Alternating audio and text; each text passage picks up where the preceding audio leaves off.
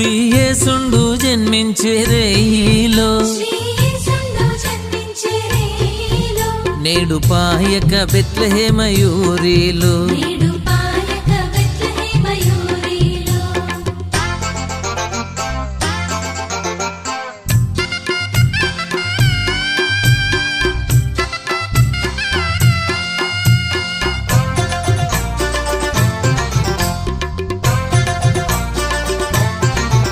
కన్నియ మరియమ్మ గర్భమందున ఇమ్మానుయేలనెడి నామమందున శ్రీయేసుండు జన్మించే రేయిలో నేడు పాయ